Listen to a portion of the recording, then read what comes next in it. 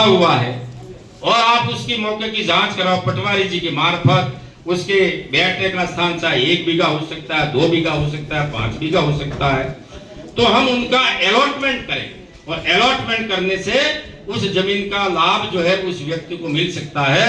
तो उसके लिए भी आप उद्घोषणा जारी कराएं ताकि कोई व्यक्ति वंचित ना रहे।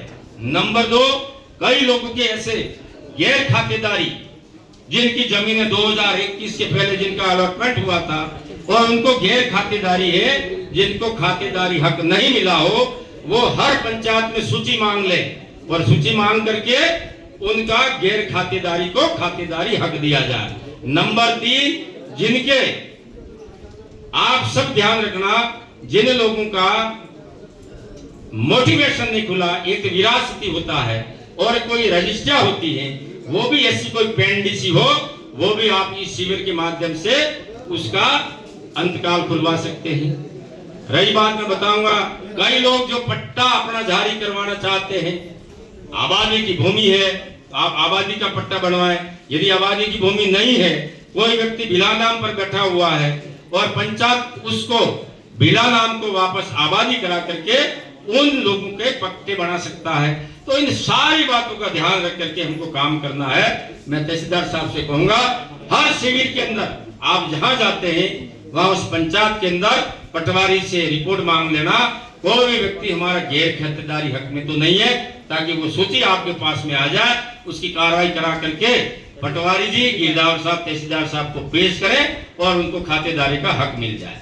रही बात दूसरी, वीडियो साहब से कहूंगा, अभी ये बीजी राम जी योजना जो चल रही है, जिसके अंदर जिन क्षेत्र में कुछ काम वंचित रह गए हो, जो जरूरी काम है उसको आप ऑनलाइन कराएं, उसको आप प्लानिंग में लें, ताकि पहले प्राथमिकता उसको दे करके उस काम को कराएंगे, ताकि क्षेत्र की डिमांड क्या है उसके आधार पर हम लोग उस काम को करें। मैं सरपंच साहब हमारे उपस्थित हैं, आप अभी 1, 2, 3 तक बैठ करके हमारे जो काम ऐसे जोड़ने हैं, पोर्टल खुला है, उसमें आप जुड़वा दें, ताकि बाद में कोई समस्या हमारे सामने नहीं आ सकती है।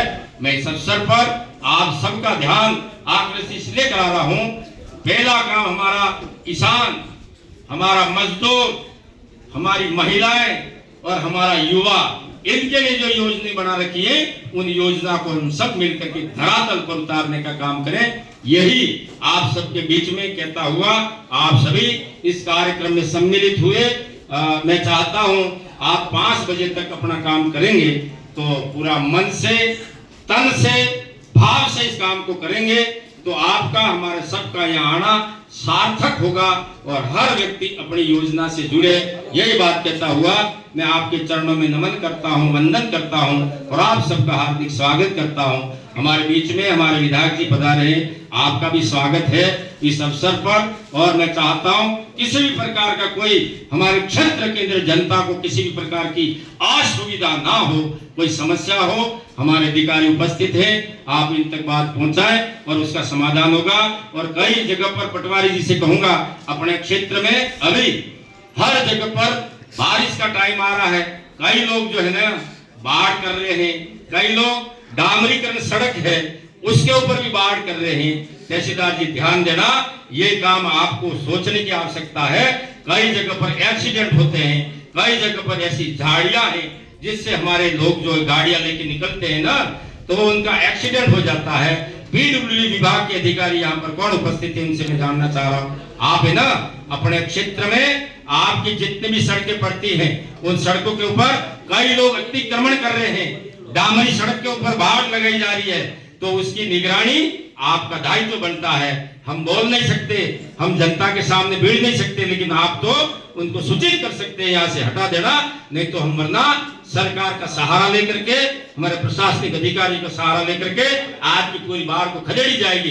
यदि इस प्रकार से पटवारी और हमारा एएन इस बात को जनता के बीच में रखेगा तो कोई व्यक्ति ऐसा गलत काम नहीं करेगा। लेकिन आप मौन हैं, मौन रहने की आवश्यकता नहीं है, जो बातें वो हमारे सबके सामने करने की आवश्यकता है।